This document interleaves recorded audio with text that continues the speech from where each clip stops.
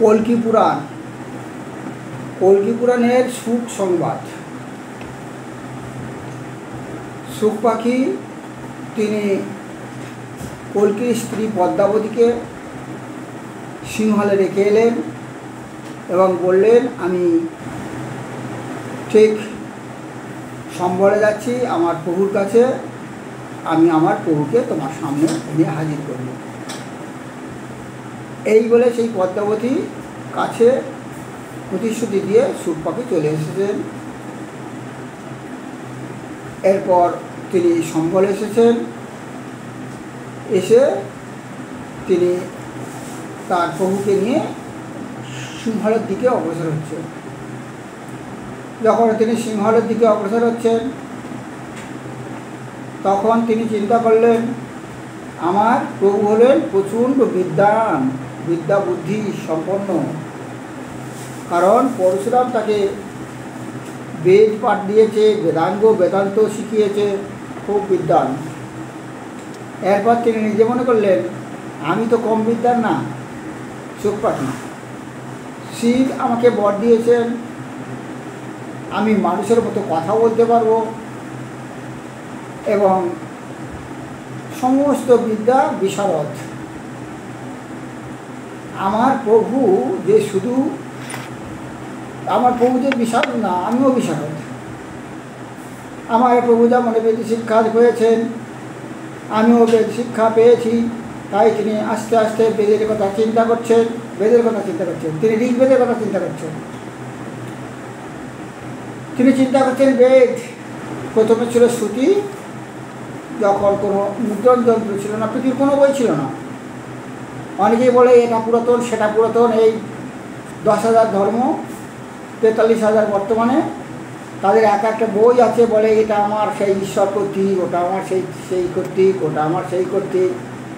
তখন তো মুদ্রণ যন্ত্র হয়নি, তাহলে কী করে সেটা লেখা থাকে? যা সব লেখা সব বিশ্বাস করা কঠিন। কিন্তু বেদের কথা যদি বলা যায়, তাহলে বেদ ছিল একসময় শ্রুতি, তারপরে মুখে উঠে।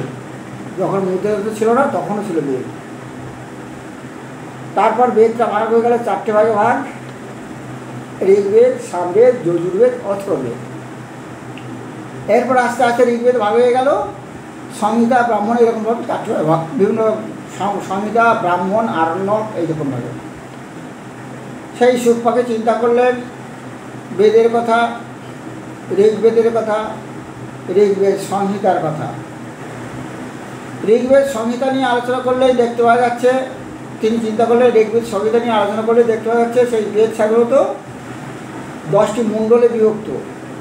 ঋগ্বেদ সংহিতা 10টি মণ্ডল: প্রথম মণ্ডল, দ্বিতীয় মণ্ডল, তৃতীয়, চতুর্থ, পঞ্চম, ষষ্ঠ, সপ্তম, অষ্টম, নবম এবং দশম, 10টা মণ্ডল দিতে। এরপর সেই মণ্ডলে আবার কতগুলো সূক্ত আছে, তারপর মন্ত্র আছে। প্রথম মণ্ডল নিয়ে আলোচনা করলে দেখা যায় প্রথম মণ্ডলে 191টা সূত্র আছে, সূক্ত। একটা সূক্ত আবার বেশ কয়েকটা 10টা 9টা করে মন্ত্র আছে। এরপর দ্বিতীয় মণ্ডলের সূক্ত সংখ্যা হলো 42টা। তৃতীয় মণ্ডলে 65, চতুর্থ মণ্ডলে 58, পঞ্চম মণ্ডলে 87, এইরকমভাবে। ষষ্ঠ মণ্ডলে 75, এইরকমভাবে সাধারণত আমরা দেখলাম ঋগ্বেদ সংহিতা এরকমভাবে মণ্ডল আছে। ঋগ্বেদ সংহিতার প্রথম মণ্ডল আমি বলেছি মণ্ডল।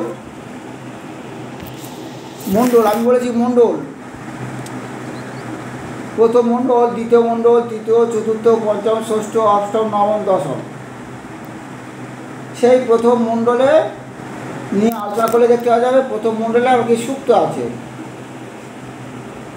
সেই প্রথম মণ্ডলের সূক্ত আমি কী বললাম, প্রথম মণ্ডলের সূক্ত আবার সেই সূক্তকে কতগুলো ভাগে, একটা সূক্ততে, যেমন প্রথম নম্বর সূক্ততে 8টা মন্ত্র আছে। কটা মন্ত্র? 8টা মন্ত্র। প্রথম সূত্রতে 8টা মণ্ডল, 8টা সূত্র। প্রথম মণ্ডলে 8খানা সূত্র।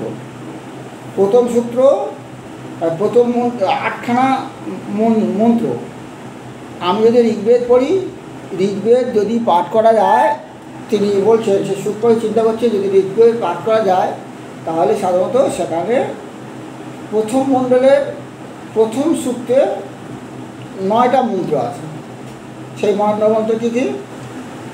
Number 1, number 2, number 3, number 4, 5, 6, 7, 8, 9। Number 1, অগ্নি মিলে পুরোহিতং যজ্ঞস্য দেবমৃত্যুজম। ঋগ্বেদের প্রথম মণ্ডলের প্রথম সূক্তের প্রথম মন্ত্র, অগ্নি মিলে পুরোহিতং যজ্ঞস্য দেবমৃত্যুজম হতরং রত্ন ধাতমম। অগ্নি মিলে পুরোহিতং যজ্ঞস্য দেবমৃত্যুজম হতরং রত্ন ধাতমম। প্রথম মন্ত্র। দ্বিতীয় মন্ত্র, অগ্নি পূর্বের্ভি ঋষিভি ঋড্ডো নূতনৈরূতো। অগ্নি পূর্বেভি ঋষিভি ঋদ্ধেহ নূতনৈরূতো সদেবা এহ বক্ষতি। দ্বিতীয় মন্ত্র। 3 নম্বর মন্ত্র, অগ্নিনা রৈমস্নাবৎ পোষমেব দিবে দিবে যশসং বীরবত্তমম যশসং বীরবত্তমম। নাম্বার 4, মন্ত্র নাম্বার 4, অগ্নি জং যজ্ঞমদ্ধরং বিশ্বাতঃ পরিপুরাসিঃ স ইদ্দেবেষু গচ্ছতি। ঋগ্বেদ প্রথম সূক্তের 5 নম্বর মন্ত্র, অগ্নির্হোতঃ পবিক্রতুঃ সত্যশ্চিত্রসস্তমঃ দেবো দেবেভিরাগমাৎ। ঋগ্বেদের প্রথম মণ্ডলের প্রথম সূক্ত 6 নম্বর মন্ত্র, জলঙ্গা দাসুষেঃ তমগ্নিঃ ভদ্রং করিষ্যসিঃ তবেত্তং সত্যমঙ্গিরোঃ। ঋগ্বেদ প্রথম মণ্ডলের প্রথম সূক্তের 7 নম্বর মন্ত্র, উপত্তাগ্নে দিবে দিবে দশাবস্তরদেবম নমো বরন্তায় মাসিঃ। ঋগ্বেদের প্রথম মণ্ডলের প্রথম সূক্তের 8 নম্বর মন্ত্র, রাজস্তবদ্ধরালাং গপম্প্রেতঃসহ দিদিমিং বর্ধমানং সে দমে দমে বর্ধমানং সে দমে দমে। ঋগ্বেদের প্রথম মণ্ডলের প্রথম সূক্তের শেষ মন্ত্র 9 নম্বর মন্ত্র, সনাপিদেবঃ সুনাভিগ্নে সুবায়ুঃ সুসস্সারাসস্তৈঃ সচস্সাহ্নসস্সায়ৈঃ। এবারে আমি প্রথম মণ্ডলের প্রথম সূক্তের যে মন্ত্র আছে 9 নম্বর মন্ত্র পড়লাম, কিন্তু এই যে মন্ত্র পড়লাম কিছু বোঝা গেল? কিছুই বোঝা যাচ্ছে না। সংস্কৃত তো এখন সব সংস্কৃত পণ্ডিত, হ্যাঁ, স্কুলে সব সংস্কৃত উঠে গেছে, কলেজে সংস্কৃত, স্কুলে সব বেশিরভাগ সংস্কৃত উঠে গেছে। সংস্কৃত বোঝা সম্ভব না, সম্ভব হয়ে না। কীভাবে বোঝা সম্ভব হবে? যদি সেটাকে ব্যাখ্যা করা যায়। ব্যাখ্যা করলেই বেদগুলো, বেদ যদি ব্যাখ্যা করা যায় তবে বেদের জিনিসটা বোঝা যাবে, নইলে বোঝা যাবে না। এখন একটু ব্যাখ্যা করছি। ঋগ্বেদ প্রথম মণ্ডল, প্রথম অষ্টক, প্রথম সূত্র। সেই ঋগ্বেদের প্রথম সূত্র প্রথম মণ্ডলের নিয়ে আলোচনা করলে দেখতে পাওয়া যাবে যে সেই ঋগ্বেদের দেবতা হলো অগ্নিদেব। অগ্নিদেব ঋষি হলো বিশ্বাপুত্র, বিশ্বামিত্রপুত্র মধুসন্ধা ঋষির নাম। প্রথম মণ্ডলের ঋষির প্রথম সূক্তের দেবতার নাম হলো অগ্নিদেব, ঋষির নাম হলো বিশ্বাপুত্র, আর ছন্দ হলো গায়ত্রী ছন্দ। এই যে ঋগ্বেদ, এই ঋগ্বেদে হলো এই ভারতে হচ্ছে বহিরাক্রমণ, নালন্দা মিশরকে ধ্বংস করে দিয়েছে, বলতেই সব ধ্বংস। যেগুলো আছে সেগুলো আক্রমণ, বিশেষ করে সনাতন হিন্দু ধর্মের যে সমস্ত পুস্তক বেদ, এগুলো যাতে না লোকে পাঠ করতে পারে, বেদান্ত উপনিষদ যাতে না পাঠ করতে পারে, সেই জন্যে স্কুল থেকে সংস্কৃতও তুলে দিয়েছে। এমনকি সংস্কৃত এমনকি ধর্মীয় সাবজেক্টগুলো তুলে দিয়েছে। কী করে? তাহলে ধর্ম সম্পর্কে অবহিত হবে। যাই হোক, সেই ঋগ্বেদের প্রথম সূক্তের প্রথম যে মন্ত্র, সেই মন্ত্র হলো অগ্নি মিলেহে পুরোহিতং যজ্ঞস্য দেবমৃত্যুজম হতরং রত্নধর্মম। অগ্নি মিলে পুরোহিতং যজ্ঞস্য দেবমৃত্যুজম হতরং রত্নধর্মম। মানে কি? মন্ত্রের অর্থ হলো সৎকর্ম। সৎকর্ম।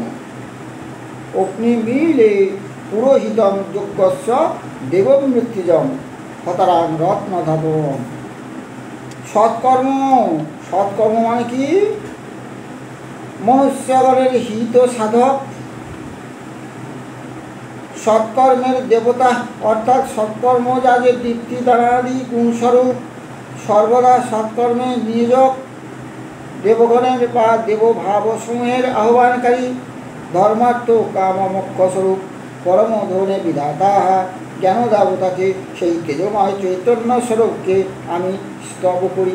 একটু কঠিন হবে, কারণ বেদ বলে কথা, আর সংস্কৃত যেমন সংস্কৃত সেই রকম ভাষা, বাংলা ভাষায় অনুবাদ করলে সেই রকম ভাষা না দিলে ঠিক এই সংস্কৃতের সাথে মিল হবে না, সেজন্য একটু ভাষা কঠিন হবে। প্রথম মন্ত্র অগ্নিমিরে পুরোহিতং যজ্ঞস্য দেবমৃত্যুজম হতরং রত্নধাতরম হতরং রত্নধাতরম রত্নম রত্নধর্মম। মনুষ্যগণের হিত সাধক, সৎকর্মের দেবতা, সদা সৎকর্মে নিয়োজক, দেবগণের বা দেবভাব সমূহের আহ্বানকারী, ধর্মার্থ কামমোক্ষ স্বরূপ পরম ধনের বিধাতা জ্ঞানদেবকে, সেই তেজময় চৈতন্য স্বরূপকে আমি প্রণাম করি, আমি স্তব করি। চেতনা চৈতন্য স্বরূপটাকে কাকে আমরা দেখতে পাচ্ছি? অগ্নি। অগ্নি দেবতাকে আমরা দেখতে পাচ্ছি। কেউ অবিশ্বাস করতে পারে না। অনেকে বলবে দেবতারই দেখো আগুন আছে না, আগুন দেখা দেবতা। তাই বেদে বলছে তোমরা বিশ্বাস করো সাকার দেবতা অগ্নি। অনেকে চিন্তা করে যে বেদে কি ঈশ্বর আছে? বেদ খোঁজো, ঈশ্বর পাবে। বিষ্ণুর শ্লোক আছে, শ্লোক খোঁজো, পাবে। অনেকেই চিন্তা করে যে বেদ তো নিরাকার বলে। না, বেদ নিরাকার বলে, সাকার বলছে। তো সাকার বলছে, প্রথম থেকেই সাকার আরম্ভ করে দিল। বেদে যে দেবতা অগ্নি দেবতা তোমার দেখতে পাচ্ছে না, তাহলে যেটা দেখবে সেটা তো সাকার। যেটা দেখতে পাচ্ছে না সেটা নিরাকার, সেই নিরাকার যদি দুচ্ছায় সেটা তার বিশ্বাস করতে হবে না। যেটা না দেখবে, যা দেখবে নয়নে সেইটা করবে বিশ্বাস, আর যে দেখবে না নয়নে সে কথা বিশ্বাস করবে না কোনোদিন, গুরুর অবসরে। দেখতে পাচ্ছ অগ্নি দেবতা, তাহলে বেদে বলছে যে সাকার নাই তো সাকার। সেই সাকার অগ্নিকে স্তব করে পূজাও করি, অগ্নিকে পূজা করি। তাহলে বেদেতে পূজা নেই? যারা বলে তারা ঠিক বলছে না। অগ্নি দেবতা এবং অগ্নিকে দেখবে হোমযজ্ঞ করছে তারা। যখন ওই সত্যযুগ ত্রেতাযুগ দেখবে হোম হচ্ছে, যজ্ঞ হচ্ছে, ওম বিষ্ণু তৎ বিষ্ণু পরমং পদম পশ্যন্তি এইসব মন্ত্র যখন বলা হয় না, হোমযজ্ঞ করে। তাহলে হোমযজ্ঞ করে কি দিয়ে? হোমযজ্ঞ করে আগুন দিয়ে করে। এই আগুনটা তো দেবতা, সেটা কী দেবতা? সেটা সাকার দেবতা। তাহলে সাকার নেই না আছে? বাস্তব ভালোভাবে পড়লে বোঝা যাবে যে বেদেতে দেবতাও আছে এবং সাকার দেবতা আছে এবং পূজাও আছে, সাকার পূজাও আছে। ওই যখন হোমযজ্ঞ করা, কী পুজো করা হয়? সাকার পুজো করা হয়। অগ্নিমিলে পুরত পুরোহিতং যজ্ঞস্য দেবমৃত্যুজম অগ্নিমিলে পুরোহিতং যজ্ঞস্য দেবমৃত্যুজম রতরাং রত্র দতমম রতরাং রত্ন দতমম রতরাং রত্র দতমম। ঋগ্বেদের প্রথম মণ্ডলীর প্রথম সূক্তের প্রথম মন্ত্র, প্রথম মন্ত্রেই দেখা গেল যে দেবতা সাকার দেবতা, সেই দেবতাকে স্তব করা হয়, সেই দেবতাকে পূজাও করা হয়। তাহলে বেদে পূজা নেই না? সব আছে, একটু ভালো করে পড়তে হবে, খুঁজতে হবে। অগ্নিমিলে পুরোহিতং যজ্ঞস্য দেবমৃত্যুজম হতারাং রত্ন দতমম হতারাং রত্ন দতমম হতারাং রত্ন দতমম। 2 নম্বর মন্ত্র। অগ্নি পূর্বের ঋষিভির্যোঃ। তাহলে আমরা বেদেতে দেখলাম সাকার দেবতা, দেখলাম পূজা আছে, দেখলাম প্রণাম আছে, দেখলাম স্তব আছে, দেখলাম স্তুতি আছে, দেখলাম সব আছে বেদেতে। অতএব পূজা করো, স্তব করো, নাম করো, সব কিছু করো, যেহেতু আমাদের বেদে আছে। হিন্দুদের প্রধান ধর্মগ্রন্থ হলো বেদ, সেই বেদ অনুযায়ী চলতে হবে। অগ্নিমিলে পুরোহিতম যজ্ঞস্য দেবমৃত্যুজম, বেদ অনুযায়ী চলতে হবে, যেহেতু আমাদের মূল ধর্মগ্রন্থ বেদ। অগ্নিমিলে পুরোহিতম যজ্ঞস্য দেবমৃত্যুজম হতারাং রত্ন দতমম হতারাং রত্ন দতমম হতারাং রত্ন দতমম। 2 নম্বর মন্ত্র। বইয়ের নাম ঋগ্বেদ, মণ্ডলের নাম প্রথম মণ্ডল, সূক্ত হলো প্রথম সূক্ত, আর মন্ত্র নম্বর হলো 2 নম্বর। 2 অগ্নি পূর্বের্ভিঋষিভির্যোঃ অগ্নি পূর্বের্ভিঋষিভির্যোঃ নূতনৈরুতোঃ নূতনৈরুতোঃ অগ্নি পূর্বের্ভিঋষিভির্যোঃ নূতনৈরুতোঃ সদেবা এহ বক্ষতিঃ সদেবা এহ বক্ষতিঃ সদেবা এহ বক্ষতিঃ। যদি আমরা বলি, যদি ব্যাখ্যা করি বাংলাতে, এই 2 নম্বর মন্ত্রের ব্যাখ্যাটা কি? সেই 2 নম্বর মন্ত্রের ব্যাখ্যা হলো যে জ্ঞানাগ্নি, সেই জ্ঞানাগ্নি সর্বকালে বিদ্যমান। তোমার কাছে আছো জ্ঞানাগ্নি, তোমার কাছে অজ্ঞান, কুজ্ঞান, সজ্ঞান, বিজ্ঞান সব কিছু তোমার ভিতরে আছে। সেই অজ্ঞান আছে, কুজ্ঞান আছে, সজ্ঞান আছে, সেগুলো জ্ঞান সব বিদ্যমান।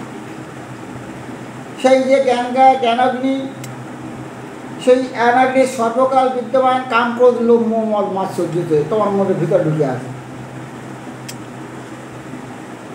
যখন আশা জাগলো, আশা অগ্নি জেগে উঠলো। কাম অগ্নি আগুন জেগে উঠলো। ক্রোধ আগুন জেগে উঠলো। এগুলো সব কি তোমার মধ্যে আছে? কাম, ক্রোধ, লোভ, মোহ, মদ, মাৎসর্য। সেই যে অগ্নি তোমার মধ্যে আছে, সর্বকালে বিদ্যমান। আত্মদ্রষ্টা জ্ঞানীগণ সবসময় অনুসরণ করে, এবং আত্মদ্রষ্টা যারা, তারা সবসময় দেখে, বুঝতে পারে। হঠাৎ তুমি ভালো আছো, হঠাৎ রেগে গেলে, আগুন হয়ে গেলে, রেগে আগুন, তার মানে কি? তুমি রেগে আগুন, তার মানে আগুনের অগ্নি। সেই অগ্নি সবসময় বিদ্যমান। যারা আত্মদ্রষ্ট লোক, তারা সবসময় দেখে, হ্যাঁ আমাদের মধ্যে সর্বকালে বিদ্যমান আছে ওই জ্ঞানাগ্নি। এই জ্ঞানাগ্নি আমরা অনুসরণ করে চলেছি।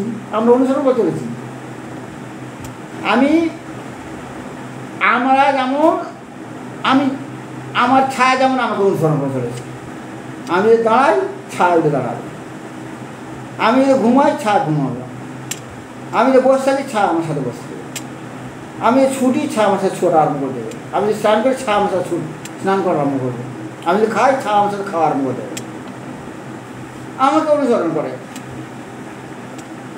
ঠিক সেই রকমভাবে আত্মদ্রষ্টা জ্ঞানীগণ যাকে সেইগুলোকে অনুসরণ করে। কাম, ক্রোধ, লোভ, মোহ, মদ, মাৎসর্য বিভিন্ন রকম সব আমাদের মনে বিদ্যমান আছে। সেই অগ্নি আমাদের মনেও বিদ্যমান, ভিতরে, সামনে আছে, ভিতরে আছে, যজ্ঞেও আছে, নিত্যকর্মে আছে। নিত্যকর্ম যখন তুমি ধূপ জ্বালাচ্ছ, আগুন দিয়ে জ্বালাচ্ছ। তুমি যখন দীপ জ্বালাচ্ছ, আগুন জ্বালিয়ে জ্বালাচ্ছ। তাই বলছেন সর্বকালে বিদ্যমান আত্মদ্রষ্টা জ্ঞানীগণ কর্তৃক অনুসরণ করেছে এবং তারা দেখেছে না সত্যি সব আছে, সর্বদা অনুসরণ করে আছে। জ্ঞানাগ্নি সর্বদা অনুসরণীয়, আর নিত্যকর্মে নিত্য দীপ্তিমান গুণনীয়। এগুলো আনয়নে করেন। সেই জ্ঞানাগ্নি এই যজ্ঞ দেবগণকে আনয়ন করুন এবং যাগযজ্ঞের সৎকর্মের ফলে আমার দিব্য জ্ঞানের দান করুন, আমার দিব্য জ্ঞান দান করুন। যজ্ঞ সেই দেবতা যে চাক্ষুষ দেবতা, যেটা আমাদের সাধারণত সাকার দেবতা। অনেকে বলে বেদে বেদে কোনো সাকার বলে কিছু নেই, পূজা নেই, পার্বণ নেই, কিছু নেই। কিন্তু না, ভালো করে বেদ পড়ো, দেখতে হবে সবাই। সেই জ্ঞানাগ্নি জ্ঞানযজ্ঞের দ্বারা সৎকর্মের দ্বারা দিব্যজ্ঞান দান করো। বলো হে পিতা, হে অগ্নিদেব, হে বিশ্বপিতা, হে বিশ্ববিদাতা, হে বিশ্বেশ্বর, সেই স্বরূপ জ্ঞান লাভ করতে যেন আমি সমর্থ হই এবং অধর্ম, সেই অধর্ম সেটা তো একটা তো আগুন, অধর্মের আগুন গেল। আমি হচ্ছে যখন খারাপ কাজ করছি সেটা আগুনে আমি হচ্ছে রেগে যাচ্ছি, সেই রাগের আগুন খারাপ আগুন, খারাপ আছে। তাই বলছে হে ঈশ্বর, হে দেবতা, হে অগ্নিদেব, সেই আগুনকে আমাদের নিপাত করো। তার প্রভাবে জ্ঞান আগুন দ্বারা যেন নির্বাপিত হোক, সৎকর্মের ফলে যেন নির্বাপিত হই, দীপ্তির দানা দিই যেন আমি গুণযুক্ত হই এবং আমি দেবত্ব লাভ করি। দ্বিতীয় মন্ত্রের ব্যাখ্যা। অগ্নি পূর্বে ঋষিভির্নির্যোহ নূতনৈরুতহ নৈরুতহ সহ দেবা এহ বক্ষতিঃ সহ দেবা এহ বিক্ষতিঃ। দুটো মন্ত্র আমি ব্যাখ্যা করলাম, রাখলাম।